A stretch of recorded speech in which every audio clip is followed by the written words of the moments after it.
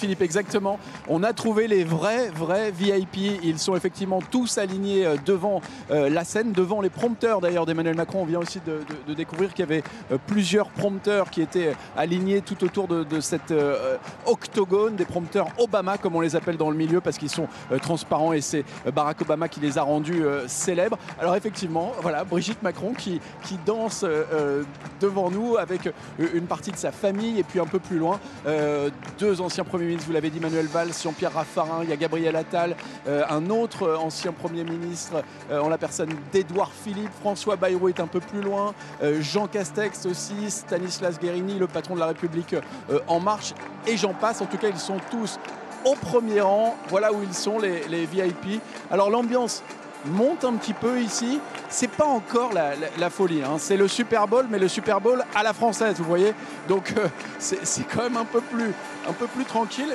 Le DJ qui donc n'arrête pas son set et on va voir ce qui se passe, si il y a d'autres événements prévus. On nous avait quand même présenté quelque chose de totalement novateur sur le plan visuel. Pour l'instant, on n'y est pas, mais ça peut venir.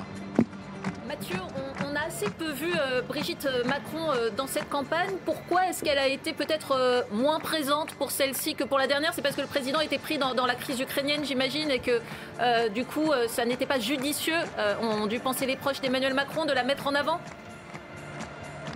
Oui, c'est exact. Voilà, Brigitte Macron qui nous salue.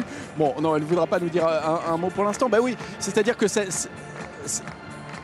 ouais, on peut essayer, mais je peux vous dire qu'on ne peut pas vraiment s'approcher là. Mais on va tenter, effectivement. La réalité de cette campagne, c'est qu'Emmanuel Macron a joué, vous l'avez dit Amandine, la carte internationale. Donc il s'est mis au-dessus de la mêlée, comme on dit, et donc s'est consacré presque entièrement à la gestion de la crise internationale et de la guerre en Ukraine. Cette campagne, visuellement, elle a été faite avec beaucoup de photos, vous savez, de sa photographe Soazic de la Moissonnière, diffusée sur Instagram, où on le voyait au téléphone avec Vladimir Poutine, avec Volodymyr Zelensky. Et donc la place de la Première Dame eh bien, n'était pas évidente, et donc elle n'est pas intervenue jusqu'à présent. C'est en revanche tout à fait normal qu'elle soit là aujourd'hui pour le premier meeting de son époux, mais effectivement elle n'a pas pris place dans cette campagne. On verra en revanche si ça change pendant l'entre-deux tours. Mathieu